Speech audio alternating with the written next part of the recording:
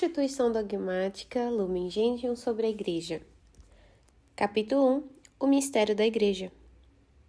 Objeto da Constituição: a Igreja como sacramento. A luz dos povos é Cristo. Por isto, este sagrado concílio, reunido no Espírito Santo, deseja ardentemente iluminar, com a sua luz que resplandece no rosto da Igreja, todos os homens, anunciando o Evangelho a toda criatura.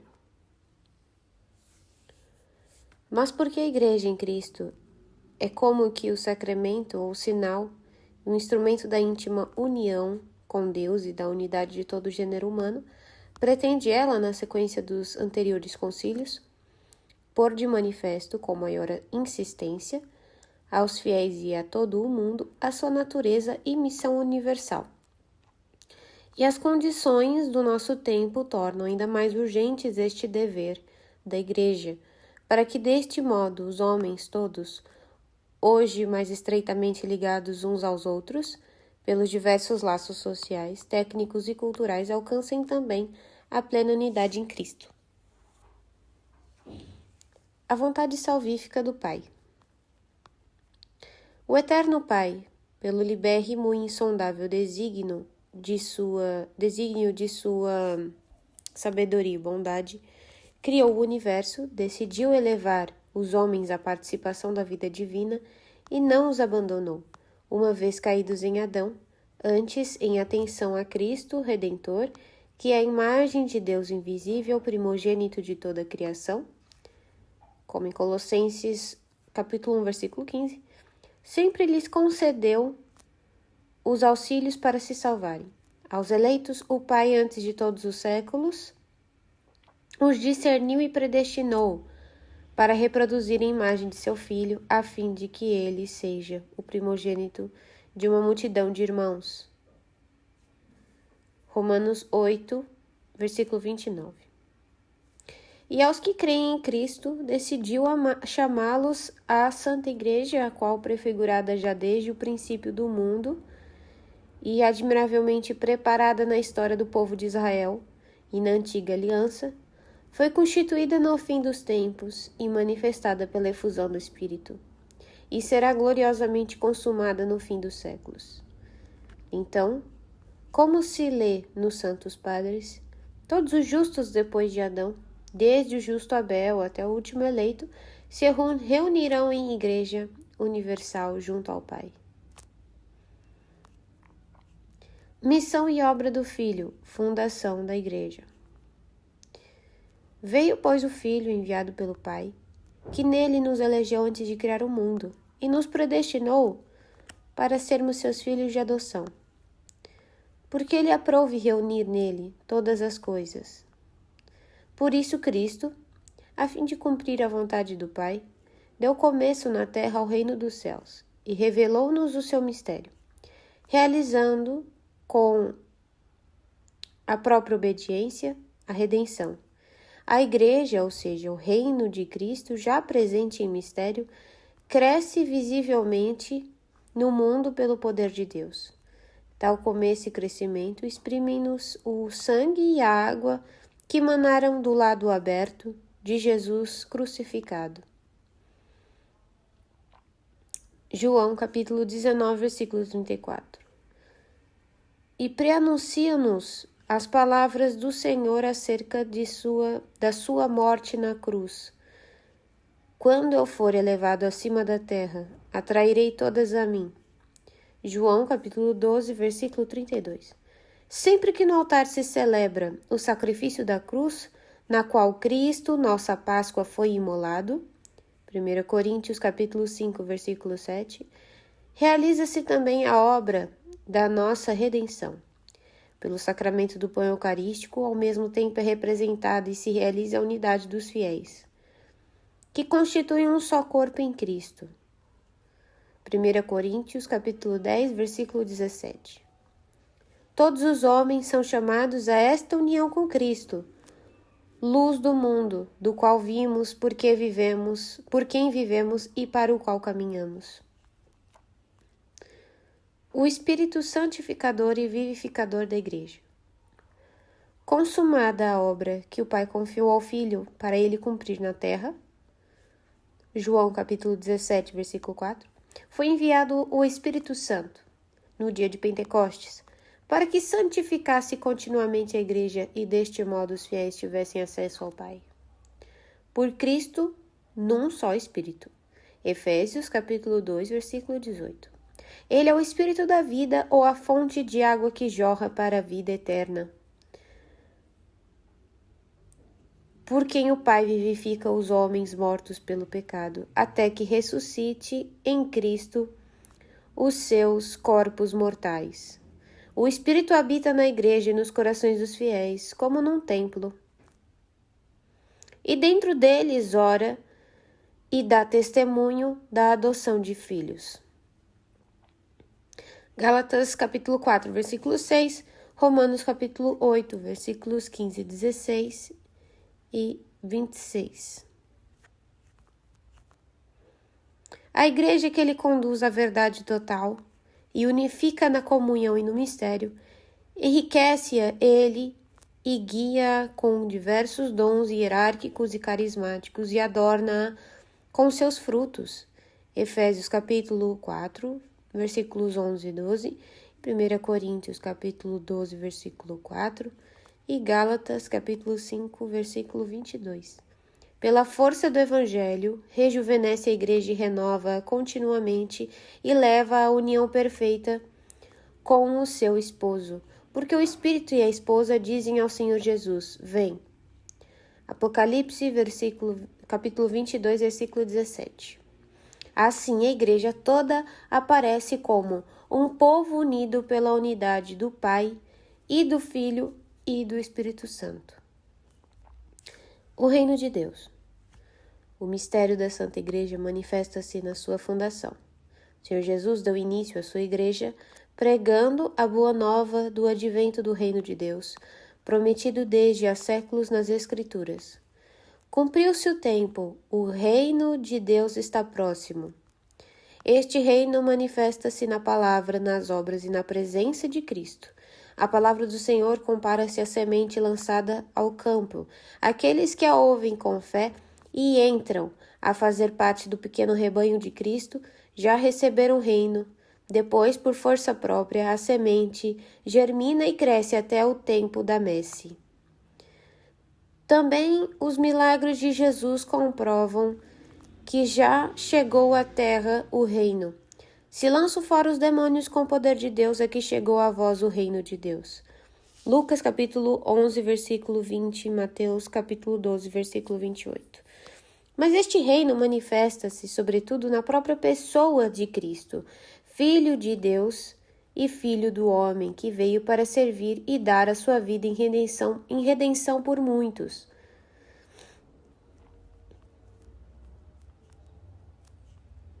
E quando Jesus, tendo sofrido pelos homens a morte da cruz, ressuscitou, apareceu como Senhor e Cristo e sacerdote eterno.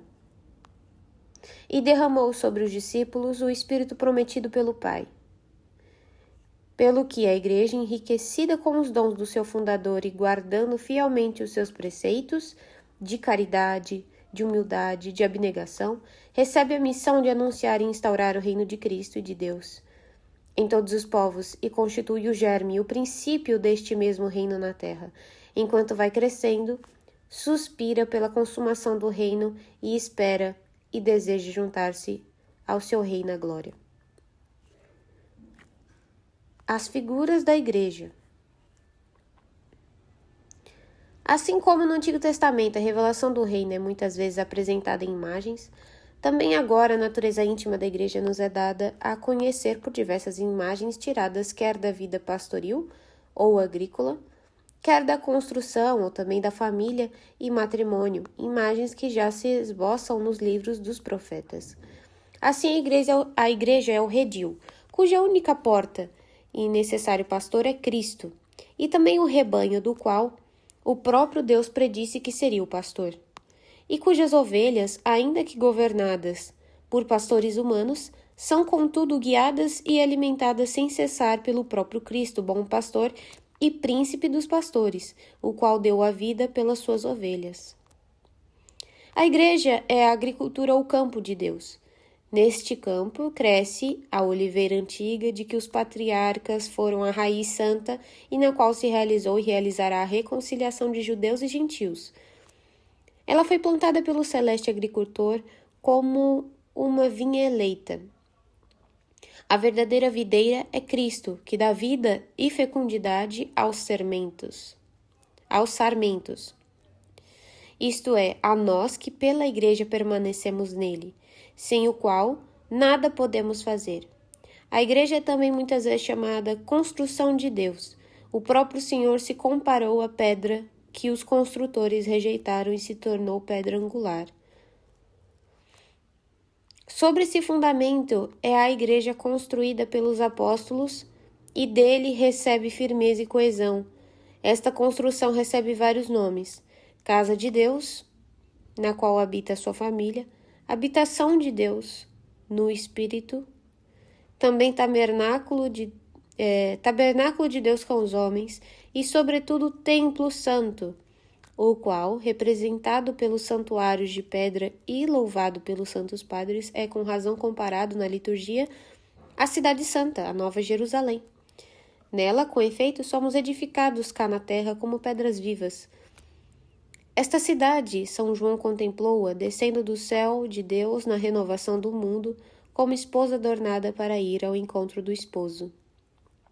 A igreja, chamada Jerusalém do Alto e Nossa Mãe, é também descrita como esposa imaculada do Cordeiro Imaculado, a qual Cristo gamou e por quem se entregou, para a santificar. Uniu a si por um indissolúvel vínculo e sem cessar alimenta e conserva, a qual purificada quis unida a si e submissa no amor e fidelidade, cumulando-a, por fim, eternamente de bens celestes, para que entendamos o amor de Deus e de Cristo por nós, o qual ultrapassa toda a compreensão. Enquanto na terra a igreja peregrina longe do Senhor, tem-se por exilada, buscando e saboreando as coisas do alto, onde Cristo está sentado à direita de Deus e onde a vida da igreja está escondida com Cristo em Deus, até que apareça com seu esposo na glória.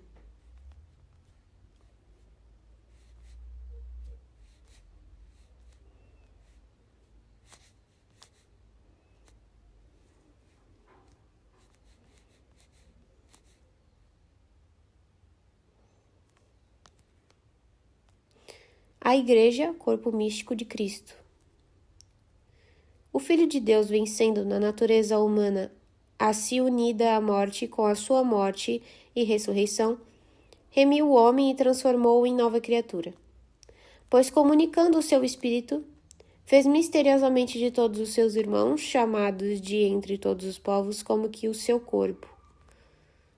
É nesse corpo que a vida de Cristo se difunde nos que creem, unidos de modo misterioso e real por meio dos sacramentos a Cristo padecente e glorioso.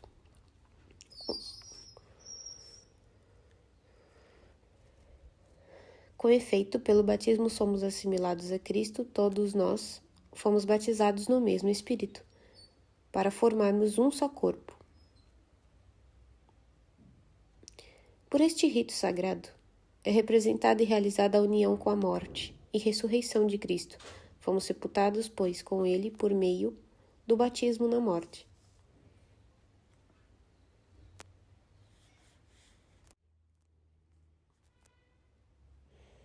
Se, porém, nós tornamos com ele um mesmo ser orgânico por morte semelhante à sua, por semelhante ressurreição seremos também. Ao participar realmente do corpo do Senhor, na fração do pão eucarístico, somos elevados à comunhão com ele e entre nós. Porque há um só pão, nós, que somos muitos, formamos um só corpo, visto participarmos todos do único pão.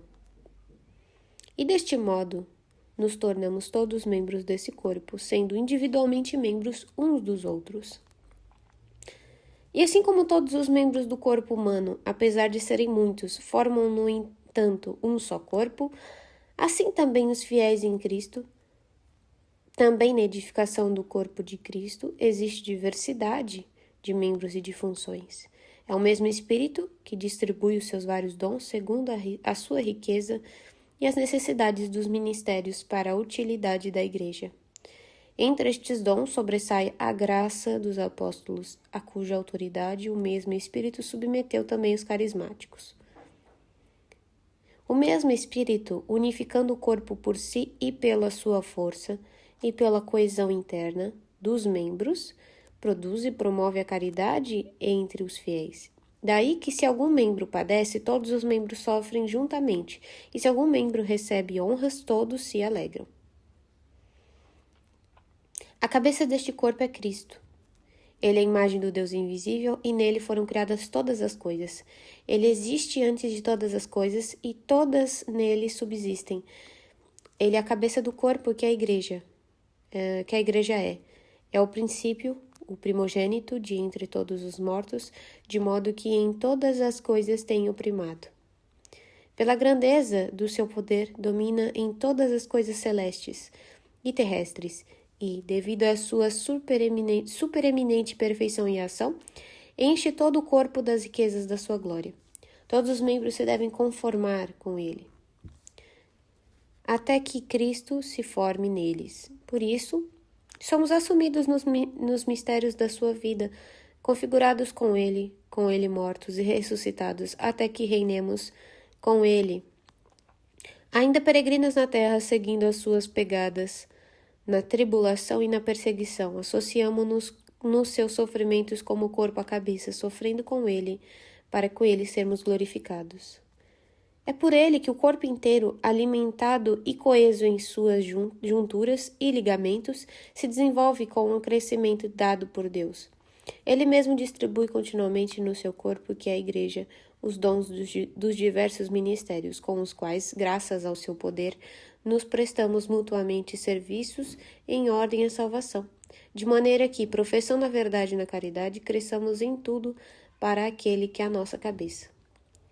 E para que sem cessar nos renovemos nele, deu-nos do seu Espírito, o qual, sendo um e o mesmo na cabeça e nos membros, unifica e move o corpo inteiro, a ponto de os santos padres compararem a sua ação à que o princípio vital ou alma desempenha no corpo humano.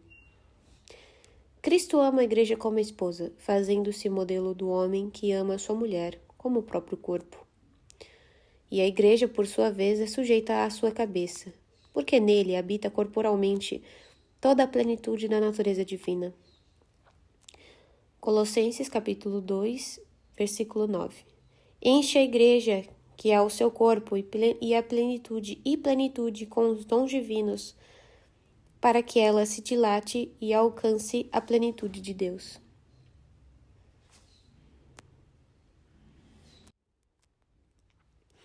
A Igreja, sociedade visível e espiritual. Cristo, mediador único, estabelece e continuamente sustenta sobre a terra, como um todo visível, a sua Santa Igreja, comunidade de fé, esperança e amor, por meio da qual difunde em todos a verdade e a graça. Porém, a sociedade organizada hierarquicamente e o corpo místico de Cristo, o agrupamento visível e a comunidade espiritual, a igreja terrestre, a igreja ordenada com os dons celestes, não se devem considerar como duas entidades, mas como uma única realidade complexa, formada pelo duplo elemento humano e divino. Apresenta, por esta razão, uma grande analogia com o mistério do Verbo encarnado. Pois, assim como a natureza assumida serve ao Verbo divino de instrumento vivo de salvação, a ele indissoluvelmente unido, de modo semelhante, a estrutura social da Igreja serve ao Espírito de Cristo, que a vivifica para o crescimento do corpo. Esta é a única Igreja de Cristo que no credo confessamos ser una, santa, católica e apostólica depois da ressurreição. O nosso Senhor, o nosso Salvador, entregou-a a Pedro para que a apacentasse. confiando também a ele e aos demais apóstolos a sua difusão e governo, e erigindo-a para sempre em coluna e fundamento da verdade. Esta igreja, constituída e organizada neste mundo como sociedade, subsiste na Igreja Católica, governada pelo sucessor de Pedro e pelos bispos, em união com ele. Embora fora da sua comunidade se encontrem muitos elementos de santificação e de verdade, os quais, por serem dons pertencentes à Igreja de Cristo, impelem para a unidade católica. Mas, assim como Cristo realizou a obra da redenção na pobreza e na perseguição, assim a Igreja é chamada a seguir pelo mesmo caminho para comunicar aos homens os frutos da salvação. Cristo Jesus, que era de condição divina, despojou-se de si próprio, tomando a condição de escravo, e por nós, sendo rico, fez-se pobre. Assim também a Igreja, embora necessite dos meios humanos para o prosseguimento da sua missão, não foi constituída para alcançar a glória terrestre, mas para divulgar a humildade e abnegação, também com o seu exemplo. Cristo foi enviado pelo Pai a evangelizar os pobres, a sarar os contritos de coração, a procurar e salvar o que perecera. De igual modo, a Igreja abraça com amor todos os afligidos pela enfermidade humana, mas ainda reconhece nos pobres e nos que sofrem a imagem do seu fundador pobre e sofredor, procura aliviar as suas necessidades e intenta servir neles a Cristo. Enquanto Cristo, santo, inocente e imaculado, não conheceu o pecado, mas veio apenas expiar os pecados do povo, a Igreja, contendo pecadores no seu próprio seio, simultaneamente santa e sempre necessitada de purificação, exercita continuamente a penitência e a renovação. A Igreja prossegue a sua peregrinação no meio das perseguições do mundo e das consolações de Deus, anunciando a cruz e a morte do Senhor até que Ele venha. Mas é robustecida pela força do Senhor ressuscitado, de modo a vencer, pela paciência e pela caridade, as suas aflições e dificuldades, tanto internas como externas, e a revelar, velada mais fielmente, o seu mistério, até que por fim se manifeste em plena luz.